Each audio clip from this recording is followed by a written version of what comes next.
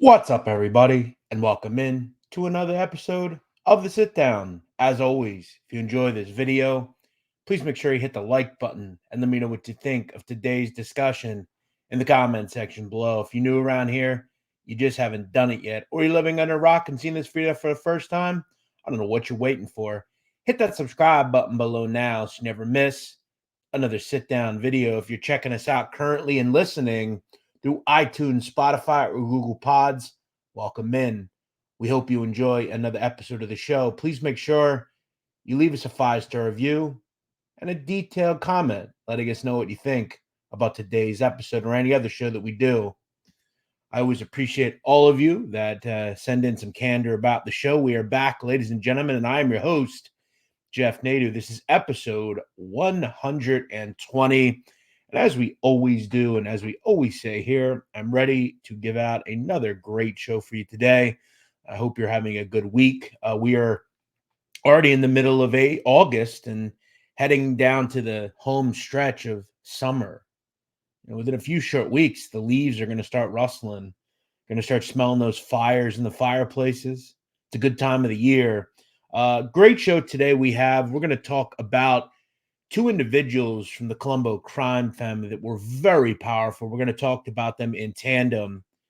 Ralph Scopo and Gerry Langella are going to be today's subjects. We're going to talk a lot about the Concrete Club, the infamous Concrete Club, and how basically the mafia at the height of building in New York City ran most of the most lucrative rackets, and construction and concrete was at the top of them. So we're going to talk about all that and more. We're also, after the biography, going to have a pretty fun Q&A. I don't do that many Q&As anymore, but I went on YouTube, I went on Twitter. I asked for your most want to answer Q&A questions. I'm going to do that after the biography, so make sure you stick around when we're done with Ralph Scopo and Gerry Lang, and we'll have some fun with that. Before, though, we get into the episode, I want to obviously tell you about MyBookie. MyBookie has been a presenting sponsor for a while now, and I always enjoy telling you about their new and improved website and casino. Whether it's sports betting, playing blackjack or roulette, or really any other type of gambling, MyBookie's got you covered. We've all been there before, right? You may be on a weekend, you want to head to the casino and play some roulette or put in a sports bet, but you can't because real life is calling. Well, MyBookie's new and improved online casino is here and ready to change the game. You can dive into truly realistic casino experiences that basically it's just like you're in Las Vegas with live dealer action. They've got progressive jackpots, and you could all do it from your home or on your telephone. Take advantage of weekly blackjack tournaments and a brand new collection of high-end games for a real chance at cash rewards. Your adventure at MyBookie Casino begins right now. And all you need to do when you sign up is use promo code SITDOWN. Again, that's promo code SITDOWN. And you're going to secure yourself a 50% match on deposits up to $1,000. So if you give up $500, they're going to give you $250 in free play cash. You can also get a $10 casino chip as well. And that's not completely all, because again, we'd like to give you some extras. You're also going to get involved in the revamped loyalty program, which ensures you'll be showered with rewards, free spins, cashback offers, and plenty of VIP perks. The more you play, the more you win. Guys, again, whether it's casino, sports betting, whatever you want to do, make sure you go to mybookie.ag, use promo code SITDOWN. We got football coming up. Make sure you get in the game now, get some free cash when you sign up, and use our code so everybody makes out. Again, it's mybookie.ag. Use promo code SITDOWN right now. All right, guys, let's get into the latest episode of the show. I'm really kind of excited about this one because, in my estimation, I think Ralph Scopo really is probably the most influential mob soldier of all time. Ralphie Scopo was never a captain. He was never an underboss. He never ranked above soldier. But as we've come to find out, I think rank sometimes is overrated in the mafia. And we've seen that with people like Joe Watts, who wasn't even a made member of the mob, but had the same respect as a high-ranking member. You look at Jimmy Burke. But when you look at made men, guys that were soldiers, they had their button. I don't think there was really anyone more powerful than Ralphie Scopo. So let's get into it. We're going to talk about him and his captain, Gerry Langella, next on the sit down. Ralph Scopo was born November 21st, 1928, in Brooklyn, New York. Now, there isn't a lot known about Ralph Scopo's early life, but we would find out by the late 60s, early 70s. He was actually an associate in Brooklyn in the Sonny Franzese crew. He was actually, Ralph Scopo, very close to um, kind of influential capo, one-time acting boss, Joseph Little Joey Brancato. And Little Joey was actually in the early 70s at one point, for a very short time, the acting boss of the family. After the Joe Colombo hit and everything, Little Joey kind of took over the reins for a period of time. Now, he would eventually get busted back in the mid to late 70s and placed under Gerry Lang, but Little Joe Brancato would actually sponsor Ralph Scopo into the family in 1977. Now, once the ceremony happens, both Scopo and Little Joey are put under the tutelage of Gerry Langella. Now, Gerry Lang is an interesting guy, right? Because I've always heard, like, where's the information on Gerry Lang? Well, we're going to try to provide you with some today. Gennaro Adriano Langella was born on December 30th, 1938. Gerry Lang would grow up in the Brooklyn neighborhood of Carroll Gardens. We know Carroll Gardens, Red Hook, Gowanus, Park Slope, all those areas had plenty of Colombo people in them. We know that Carmine Persico is from that area and Red Hook. Now, Gerry Lang's parents were from Campania. Now, it's not uh, aware of where they were from in Campania, but most likely they're from the Napoli area. Now, as a child, Gerry Lang came up, obviously in the mid to late 50s, was actually very close early on with Carmine Persico and the Persico gang. In fact, in 1972, Carmine Persico, Gennaro Gerry Langella, and two other individuals were arrested outside of a location in Saugerties, New York, where Carmine Persico had a compound and a home. The feds would bust him on gun charges, and Gerry Lang would get jammed up. It was discussed early on that Gerry Lang was likely a driver and enforcer for Carmine Persico. Now, other people would have that mantle over the years, including Hugh Apples McIntosh. But Gerry Lang had really been connected to the Colombo crime family really forever. And he would eventually become one of Persico's most trusted people. Now, when the books opened in 1976, Gerry Lang would be inducted in the family. He could be seen on the far left.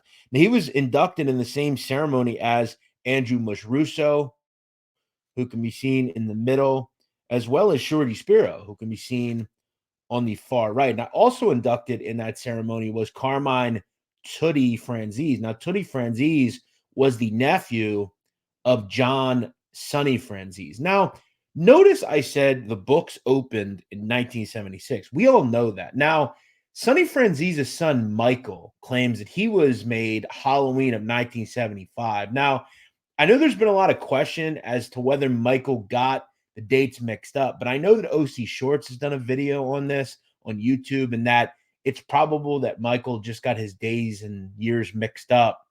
But Gerry Lang was one of the first of the people inducted, and we would have to think that that had a lot to do with the fact that he was so close to Carmine Persico. And look, if we know anything about Andrew Russo, that was Persico's cousin. So Persico was making a lot of people very closely connected to him. Now, for Gerry Lang, he was actually very involved, at least initially, in the haunts of loan sharking, extortion, and drug dealing. Now, if we know anything about people like him, Gerry Brancato, those guys, they were all big loan sharks. Brancato was a huge loan shark for most of his life, even into his twilight years.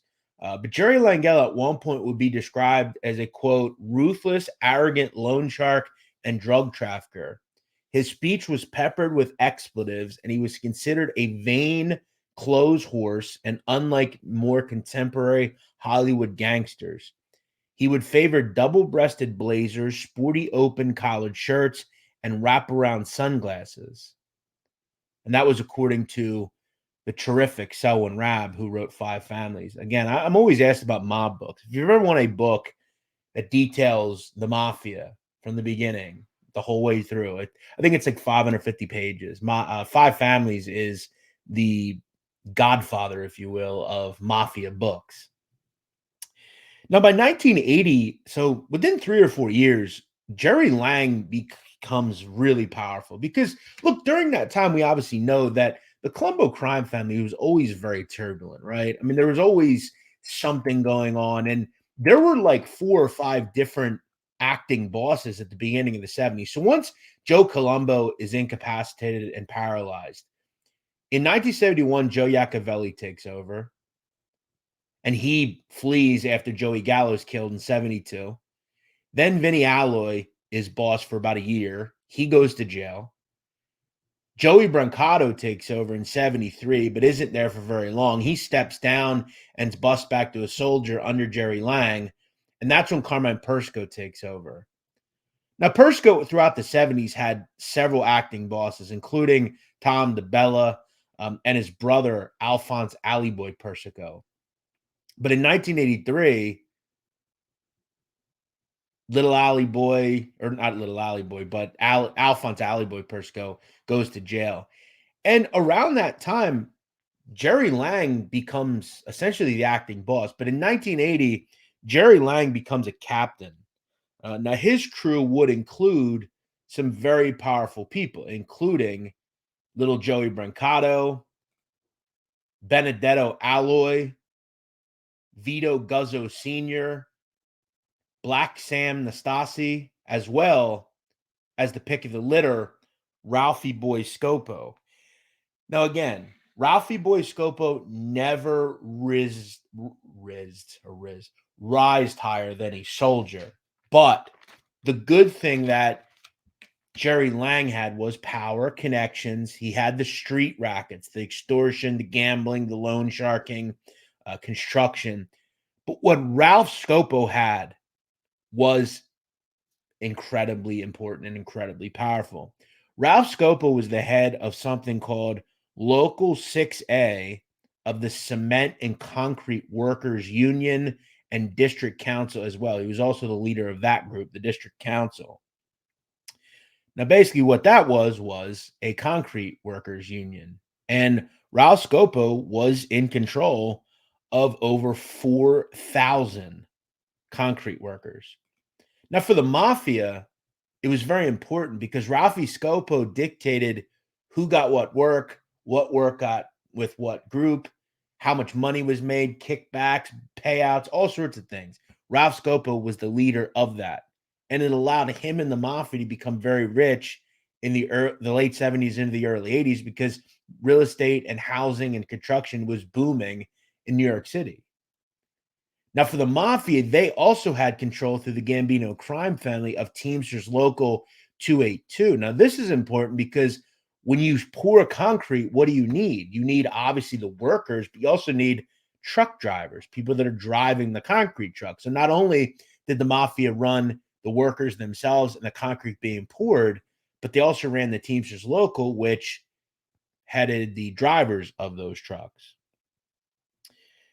Now, Ralph Scopo was controlling every job under $2 million on behalf of the Colombo crime family. Now, what contractors had to do was pay Scopo 1% of the total contract, as well as $2 for every cubic yard of concrete. Now, understand, right? Think of New York.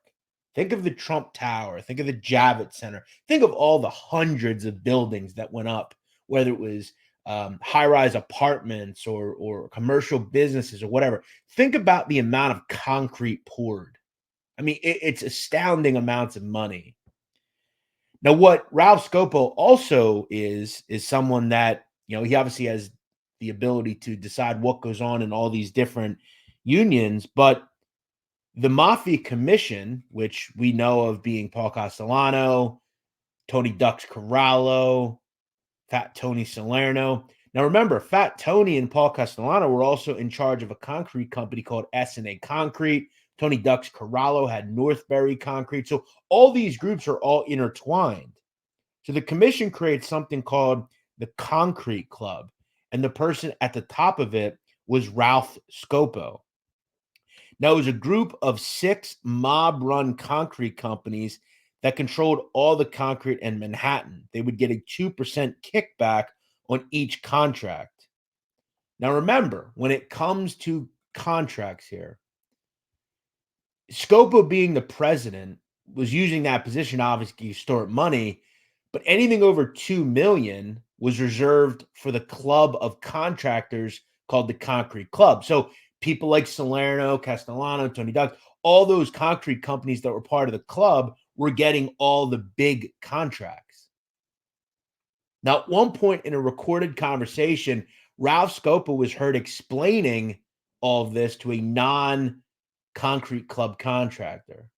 Scopo would say, quote, "The concrete's going to be what, 12 million?" To which the concrete contractor would respond, "Yeah, why can't I do the concrete?" Scopo says, "You can't do it. Over 2 million, you can't do it. If it's under 2 million, I'll tell you, go ahead and do it." Contractor would respond, "Who do I got to see? Who do I got to see?" Scopo would say, "You got to see every family." And they're going to tell you, "No, don't even bother." Contractor would respond, "What if Tommy goes and talks to them?" Now, it's unclear who Tommy is. Scopo would say, quote, "They'll tell you no, no matter who talks. I know they'll tell you no. I went through this not once, 100 fucking times. I can't get it for myself. How could I get it for somebody else?" So essentially what's going on is Ralph Scopo handles anything under 2 million. But everything above 2 million, all these huge projects, it's going directly to the companies that are owned by these individuals here, most notably Castellano, Tony Ducks, Fat Tony, the Gambino family, all these different families. And they have a monopoly on all the concrete. Now, at one point, a contractor would say himself, just one contractor, he would say that in one period, he paid in excess of $900,000 alone to Ralph Scopo. Now, remember, Ralphie Scopo needed people to handle the payments. He needed kind of everything to kind of piece itself together. And this was all kicking itself up to his boss, who was Gerry Langella. Now, kickbacks for contracts greater than 5 million were shared between the Genovese and Gambino crime families. Now, remember, as I said, S&A was the largest producer in Manhattan. And of course, that's owned by Castellano and our boy Fat Tony. Now, at one point, if you're going to plead a firm as to why they should receive a particular job, it would be advantageous for the company to take Ralph Scopo on as a partner. As such, in the case of one business with 4 partners, Scopo and the Colombo family would become their 5th partner. And that's according to MafiaBookReviews.com. And the mobsters were entitled to 20% of the normal 10% profit margin on each job. Now, Scopo would personally receive an additional $10,000 for each contract just for making the deal. So remember, let's say it's a $10 million deal. The mob gets a 2% kickback right away. So this is all very burgeoning. This is all very big. This is all very large. So again, I mean, this is how they dominated business.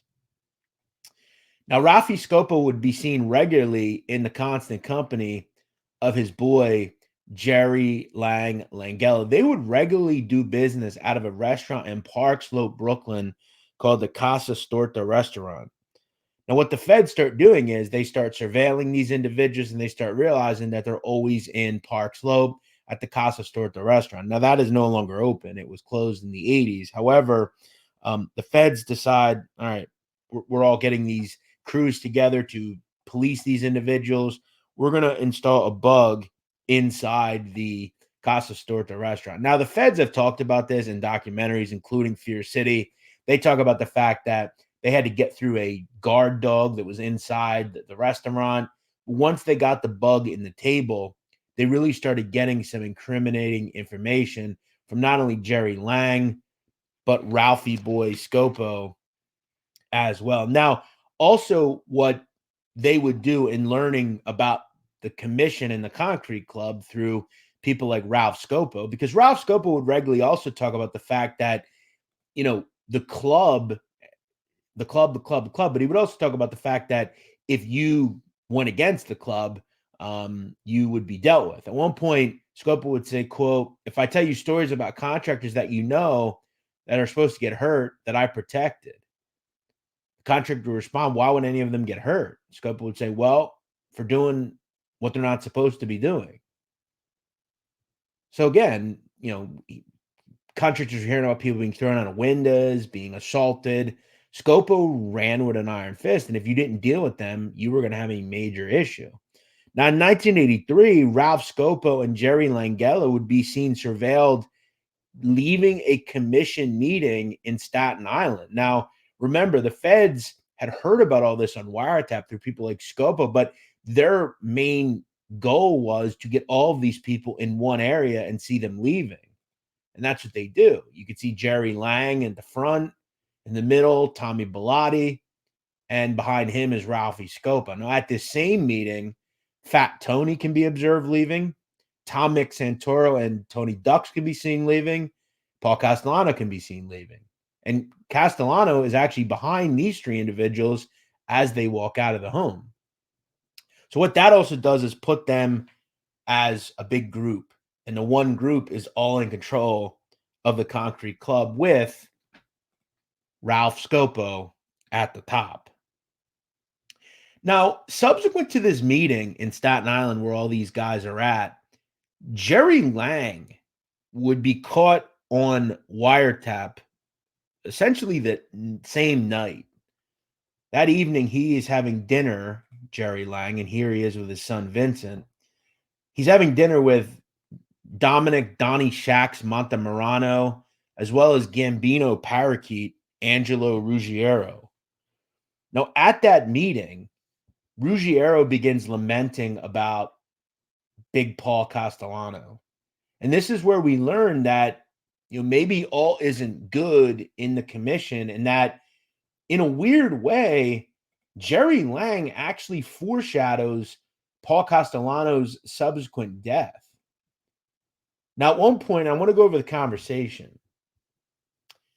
Gerry Lang's having a conversation with Donnie Shax and Angelo. Now, at one point, Donnie Shax says, quote, "Gerry's sitting there, Paulie's sitting there, Tom Mix is over there, and Fat Tony's over there too." Now, Langella would condemn Big Paul for denying that he had owed him a $50,000 debt, and they called him a liar. Now, Ruggiero would chime in with his own issue, and Langella would say, quote, "What did I say, Donnie, after the holidays? What would happen?" Montemurano would respond, "Neil and Johnny Gotti will probably die." Langella says, "That's it. I made a prediction, and you know why?" Donnie Shax, "Just what you see is going on now." Fat Angelo Ruggiero would say, "It's getting worse and worse. He don't want nobody around him carrying pistols to meet. I never go on a meet with a pistol. It's a shame." Langella, quote, "That man, Castellano, most of his guys got guns. He ain't going to go easy." "I know," says Ruggiero. "And Neil knows it. Johnny knows it. If anything happens to Johnny and Neil, I'm going to come and see you because I don't trust them." So they're basically discussing that they don't trust Paul Castellano. He's a liar. They're getting annoyed with his certain business-like behavior, and he's now denying debts. He's being embarrassing with certain personal things. This had kind of, I think, been in the works for a long time. And it wasn't just the Gambino crime family that was upset with Big Paul Castellano. Other people were as well, including Gerry Langella and Donnie Shax Montemurano, who are both basically the ones and twos in and on the street for the Colombos. Because remember, in the early 80s, the three most important people on the street in the Colombo crime family are Ralph Scopo, Gerry Lang, and Donnie Shax. They were all close to Junior Persico, who was in prison. Sonny Franzese can't do much of anything. He's in and out. These three guys are the most powerful, and the most powerful is Gerry Lang. So when we see about rank, Ralph Scopo being a soldier doesn't mean anything. Now, Scopo would also continue heating it up with his talk with contractors. He's essentially incriminating himself in every conversation. And by this point, the federal government had attached a bug in Ralph Scopo's car as well. So Ralph Scopo was kind of screwed in multiple ways because they had him at the Casa Sorda, they had it in his car, pretty much everywhere. And the FBI was enjoying what they were hearing. Now, one point as well, Ralph Scopo would also glean some information about Roy DeMeo, of all people. At one point, he would tell a concrete contractor something about the fact that the Gambino crime family killed Roy DeMeo and that he was murdered, according to Scopo, for fear that he would cave under law enforcement pressure and flip on his superiors. And that killing him was their insurance and a way to distance themselves from the crime. Now, Scopo would also imply that he knew his bosses would not hesitate to do the same should he place them in a bad position. And what he did is he told these contractors this with fear. Hey, if I fuck up too, I'm done. If Roy DeMeo fucks up, he's gone. If you screw up, you're gone. If they could do that to us, what do you think they're going to do to you? So Ralph Scopo didn't really act as a power guy. He just kind of acted as, hey, I'm the leader here. And look, I have people above me. You have people above you. This is a business. You got to do what you got to do. We all got to do what we got to do. Now, in late 1984, it would all come crashing down for Ralph Scopo and Gerry Lang. They would be hit in a 51 count indictment that would include charges of racketeering, RICO, concrete construction, extortion, all that. Now, also arrested was Frank Falanga. He was one of the, I believe it was 9 or 10 people arrested in the Colombo crime family. Now, according to the feds, Gerry Lang and Ralph Scopo were corrupting up to 6 different locals. And remember, a lot of the incriminating stuff that was coming out of this case was due to the fact that Ralph Scopo and Gerry Lang were incriminating themselves on tape. Now, in February of 1985, as we all know, the commission would all be arrested, including Castellano, Rastelli, Tony Salerno, Tony Ducks. All of them would be brought to justice. And it didn't help Ralph Scopo and Gerry Lang that in 1986, they would both be on the same list that Fat Tony Salerno was the #1 rated biggest mafia boss in America. Now, Gerry Lang would come in at 5th on the list. Ralph Scopo would be 11th. Think about that. Ralph Scopo, 11th out of 50, and he's a soldier in the Colombo family. He is making so much money. And all he did was receive kickbacks on behalf of concrete companies. They ran New York. Now, for these guys, it would ultimately be the end for them. Neither would see the light of day again. In one case, Gerry Lang would get 10 years on the Colombo case. Ralph Scopo would get 12 years. And it would ultimately be all the way done in the commission case in 1986. Both would be found guilty. Ralph Scopo would be hit with a 100-year prison sentence. His capo regime, Gerry Langella, would be hit with 65 years. So in all, Langella would get 75 years. Scopo would get 112 years. Now, I'm sure you're thinking here and you're saying to yourself, wow, they both got life sentences over extortion of the concrete industry. Well, remember, in the case of the commission trial, okay, they all used RICO and they threw it all up to all of them. And one of the big things they had was they believed they had the conspiracy on the murder of Carmine Galante, which happened in 1979. And they pieced together Bruno and Delicato and all these guys were the ones that ordered it. So it was all bad for the commission. Now, I want to talk about what would happen next because it's actually quite interesting. The influence of the mafia on most notably Local 6A would not stop when Ralph Scopo was taken off the street. Almost immediately, Ralph Scopo's sons, Joseph and Ralph Jr., would take over the union. Ralph Jr. would take it over in 1985. However, him and his brother Joey would be ousted of that union in 1987. However, by that point, Ralph Scopo Jr., the son of Ralph Scopo, would install his son, Ralph Scopo III, as the head of Local 6A. And Ralph Scopo Jr. did that due to the fact that his son was not a made member of the mafia. Ralph Scopo was made in 1991, but he had instituted his son, who he kind of established as, well, he's not a member of the mafia, even though his father and grandfather were, his uncle was. Didn't matter. He wasn't. So third was instituted as the head of Local 6A. Now, we're going to talk a little bit about Ralph Scopo Jr. because he has a pretty colorful life after all of this, but I want to kind of put a sad bow on the life of Ralph Scopo Sr. Ralph Scopo Sr. would die in March of 1993 at Lewisburg Federal Prison of natural causes. He was 61 years old.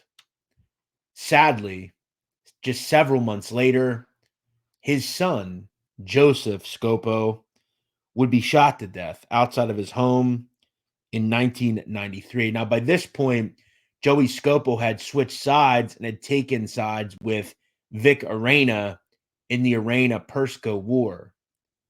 It's alleged Joey Scopo was killed by Colombo lunatic John Papa. So the only Scopo left is Ralph Scopo Jr. Now, Scopo would be in and out of prison in the 90s. And by the early 2000s, he would take up refuge with burgeoning capo Dino Calabro. Now, I want to talk about the fact that even though in the 2000s, Ralph Scopo was not in control of Local 6A, his son was. And we have to understand that in the 2000s, kind of post 9/11, into like 2005, 2007, 2008, New York saw a major boom in real estate. And Ralph Scopo still held a lot of influence over the concrete business. In fact, by that point, they were still pulling in all sorts of money from Local 6A. Now, what also Ralph Scopo did was he understood that even though he was stealing hundreds of thousands of dollars each month from concrete companies, that was not enough for Ralphie Scopo. Ralph Scopo would also come up with something called the Coffee Boys racket. Now, it went like this. According to Dino Calabro, the mob would pull in $250 a week from every job site the union was working through their control of people called Coffee Boys. Now, Ralph Scopo came up with a scheme where he would assign a union worker as a coffee boy at each site. His sole job was to handle coffee and donut orders, a job that's written into their contracts. Now, according to Ralph Scopo Jr., workers could not place their orders with anyone else other than the coffee boy. Now, the coffee boy would go and get discounted coffee from local delis or buy bulk cases of bottled water and juice and then sell them to fellow workers at a profit. Now, once the mob showed up, coffee boys kept all their profits as long as they kicked up $250. At times, that meant they'd make $1,000 a week. Now, Calabro would tell the FBI that in the early 80s that this has been going on since then. And they were bringing in $250 a week, and that many of the coffee boys came up to be trusted associates of Calabro's crew, and that he would make them split 50-50. Now, at one point at a bar in Brooklyn, a person called Rick Souffle, who was a coffee boy, would tell his mob cohorts he had no problem making his weekly mafia payment, bragging, quote, "I'm making a killing at this fucking coffee boy job." So this is another range of just the greed of the mafia. I mean, they're not making enough. Um, Now, according to authorities, Ralph Jr. would create the coffee boy scam, which ended up being pretty lucrative. Now, if the local had 6 jobs going, that would mean they'd make 6,000 a month or 72K a year just in coffee boy proceeds. So, I mean, it's pretty interesting how it all works. So, I guess from what I'm gleaming here, there were probably 3 or 4 coffee boys at each work site. Pretty unbelievable. Now, the union would say that in reality, it's mostly laborers that are not interested in the headaches and complaints involved in the job. And more importantly, most laborers are, quote, not qualified to properly take the coffee and lunch orders for what can be as little as 5 laborers, but can often be as many as 100, the union would say in response. So they would kind of defend the coffee boy strategy. So again, Ralph Scopo and Dino Calabra are making money all sorts of ways. Now, as well, they're not only making money through coffee and lunch orders, but they're making money through concrete. And remember, by this point, um, there's a lot of construction going on. Remember, the Freedom Tower is being built. Now, one of the people that the mob had under their control was a person called Dino Tomasetti. Dino Tomasetti can be seen there on the right with his wife. He was involved with a huge concrete company called Diaquila Concrete. Now, Mikey Scars would testify that at one point, Dino Tomasetti was very much in the throes of the mafia and that they essentially were being paid all sorts of money by Tomasetti just to operate in that market. Now, I include this photo because Dino Tomasetti was involved in a bizarre, sad situation in February of 2022. According to NYPD, his son, seen on the left, Dino Tomasetti Jr., was arrested for killing his father and viciously wounding his mother after an argument broke out involving Dino Jr.'s young child. Kind of a weird, sad situation. Um, Now, ultimately, there's been no outcome to this case, but Dino Tomasetti Sr. and Rocco Tomasetti, they're both brothers. They're very involved with this construction company. Kind of a sad situation. And by the way, guys, I hate to say it, I don't believe he killed them. I believe he shot them. They weren't mortally wounded, but very sad story. My apologies. I got that story a little mixed up. I did a video on them a long time ago. This was over a year ago. Pretty wild situation. But yeah, back to Calabro and Ralph Scopo. They both were obviously down the road jammed up. And for Ralph Scopo, he would be in and out of prison. He would actually be indicted in 2011, but would die in 2013 from heart failure. Dino Calabro will cooperate with the federal government and is living somewhere in America currently. Now, one final piece of info on Ralph Scopo. He also at one point was involved in that conversation in Don Pepe's with Ciro Perone, where they badmouthed the grandsons of John Gotti, calling them all sorts of names. And Ralph Scopo talked very openly that he was disgusted for his late friend John Gotti, that basically he'd be rolling around in his grave if he knew what was going on with his grandsons. One final thing to report. I want to kind of put a bow on Gerry Langella. Langella would really spend about 30 years in prison. He would finally succumb to health complications in December of 2013 at the age of 74 years old. He has 2 children. They are both in their late 50s and early 60s. And I believe both still live in Brooklyn. He was survived by 6 siblings as well, and a great grandson and 4 grandchildren. So all of the people that we discussed today are gone.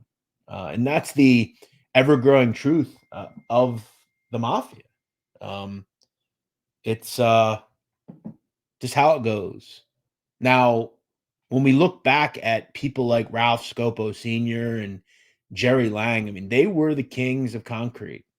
It was one of the most important times the mafia had ever had. Now, I will just say one other thing about Ralph Scopo III. He is no longer in control of anything having to do with 6A. He was ousted in and around 2010. Today, local 6A is still going. It's still an active union. There is, as far as I know, no involvement in the mob today. So about 10 years later, they finally got it figured out. But for a long period of time, the mafia was in control of the concrete workers union and was really the end of the mob as we know it, because people like Paul Castellano and Tony Salerno and Tony Ducks and all these guys are taken off the street. Persico died in prison. Rastelli died. All these people died. And this ushered in new people, and there wasn't as much control over unions. And now today, I mean, there's very little control over unions. So an interesting show that I wanted to bring you for sure. Now I want to do a little Q&A. And the Q&A is usually fun. I mean, generally we just answer some of your mob questions. So what we're going to do now is I hope you stick around. We're going to do that and speak a little bit about some questions that you might have. So let's jump into it. I'm going to start with some Twitter questions, and I'm going to start with Jack Z. What interactions, whether in person or to the extent that they know about you, have you had with active members of organized crime? I've had many. Very few that I'll talk about. Look, I've talked very openly about a situation I had with a family member of one of these people. We have known each other for years. He took umbrage with a certain story that I did, and one night, he wasn't very happy. We got into it. I haven't talked to him since then. Um, I get where he's coming from. I was actually just kind of taken back by it. I'm not going to really get into what happened. It's kind of been out there, and I've talked about it. As far as talking to them, I actually talked to a couple of people that are out there. I'm not going to say who they are. I would never betray confidence. What I do, though, Jack, is I talk a lot with the lawyers of these people. I've had lawyers of mob guys reach out to me and discuss certain stories and that they don't like certain things. And I had a Gambino guy, his lawyer reached out to me a month or two ago with a story that I ran. Um, I talk to people all the time that know these people that say, "Hey, and I know this person, I know that person. They like you, they don't like you." And most of the people that I do speak to, though, that are connected to this world, they have no issue with what I do. They understand it. This is actually kind of a wild story, but just this weekend, I talked to an associate out, walked right up to him. He had actually was in my town for a vacation of some sort, and he's no longer involved with that life, but he was. He was very connected for a while. Did 7 years in prison, and we talked pretty openly about what it used to be like, and he was super cool. I mean, he had no issue with what we do. So I don't look. I'm not going to bite the hand that feeds either. I don't walk around Howard Beach, Queens, or certain neighborhoods, and I'm sure there's probably several that don't like me, but I have no ill will. I'm not doing this to hurt anyone. I'm just talking about the history. All the stuff I talk about is widely known. It's not any secret. Gary Cooper, seeing as how the five families have been significantly weakened over the years, would it be a smart move to merge the families into one powerhouse organization? Would a leadership filter out the garbage, keep the very best from each? Probably, but they're not going to ever do that. They want to have the separation. I think if you do that, you basically put a big sign out there that says we are in the mafia. And now they can kind of keep it insulated and just close where they don't have to explain too much. You build one big house, powerhouse group, well, then you're putting a title on your back. So they're never going to do that. It would probably make sense, but I think they're just kind of happy where they are and kind of out of the limelight. We've heard a lot about crash cars being assigned for hits over the years. While it makes sense in theory as a precaution, are there any confirmed cases at all of a crash car actually being used to stop pursuing cops or good Samaritans after a hit attempt? No, they're never actually used. I mean, it's rare that a cop shows up during it. The only time that I mean, I can't answer when it actually worked. I mean, I think they were there just for like escape reasons and things, but I mean, I don't think they ever actually stopped the car or something. But I know it's big in Italy; they use them all the time. I mean, it's just precautionary. I don't think it ever actually has had to happen. I mean, it's rare that a crime will be committed and a cop will watch it happen. I mean, it's not generally something that goes on. All right. What gangster do you like the most and why? You may have gotten this question before. Yeah, I've gotten this question probably thousands of times. And I'm tired of answering it. Fat Tony Salerno. He'll always be my favorite. Um, let's do some YouTube ones. I'm sure there were some good ones on here. What mafia autobiographies do you recommend of authenticity and overall well written? Always enjoy the show. Keep up the good work. I don't recommend any autobiographies. I wouldn't read any autobiography if I were you. I think it's important that when you read a book, you need to take it from someone that it's not written by. When it's written by someone, they accentuate who they are. I mean, case in point, Sam Gravano's book. You know, even like the gas pipe book, that was written by gas pipe's friend. I mean, you got to be very careful. One book that I would tell you to read that's like a straight biography, it's by Anthony DeStefano. It's called Vinnie Gorgeous. It's one of my favorite books. Love it. I think it's super well done. He has a lot of information. He's very well versed, well written. I would tell you to check that out. All right. Anytime I put these things out, it's always people just asking me to do certain people. Guys, please read the question. Who do you want is not the question. Uh, would I ever do an episode on John Roberts, the cocaine cowboy? He was involved with the New York City Mafia before changing his name and moving to Miami. His last name is Riccobono, and his dad was New York City gangster. Yes, Staten Island Joe Riccobono. He's a very powerful individual, and he was dead on to what and who he was. The kid Riccobono was very connected to the Medellin cartel. I would highly recommend if you want more on him, the guy Roberts, check out Cocaine Cowboys. Very well done. But yeah, Staten Island Joe Riccobono was a big time guy. I believe at one point he was consigliere of the family many years ago. This was a long time ago. He was from Brooklyn originally. I think Brownsville, moved out to Staten Island. Um, and yeah, it was the consigliere for a long period of time. So yeah, there's definitely truth to the fact that John Roberts, who changed his name, was very connected with them. All right. Jeff O'Neill. Hey, Jeff. I asked what I thought to be a fair question about your shift in thinking regarding rats.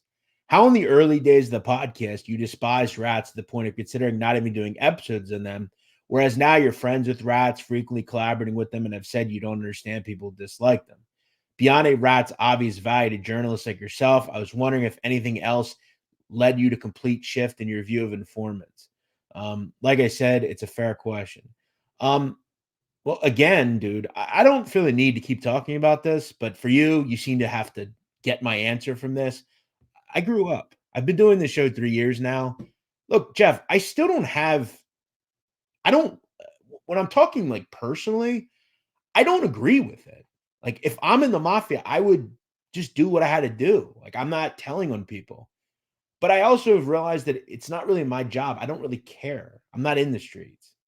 And when you're a kid, your 20s, you have this misguided romanticism of what these people are.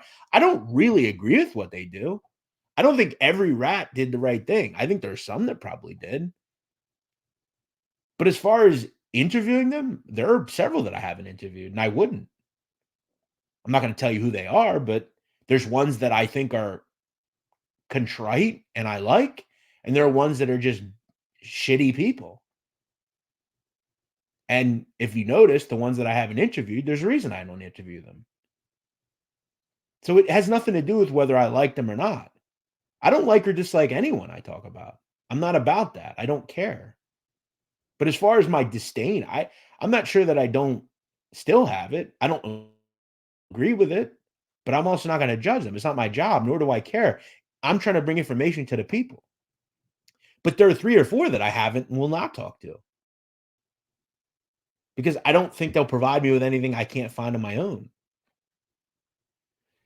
Check Your Six says, was Joe Colombo killed on orders from the commission or Carlo Gambino, and then they blamed Joey Gallo, and then he was killed in Umberto's? Do you think the commission used him as a scapegoat? I've heard different opinions on this from other podcasts, ex-mobsters. Yes, I think Joe Colombo, keep in mind, he wasn't killed on the orders of the commission, but he was mortally wounded, or vegetatively wounded, basically killed. I think, yeah, absolutely. I think they were annoyed with the defamation league crap, the constant media crap.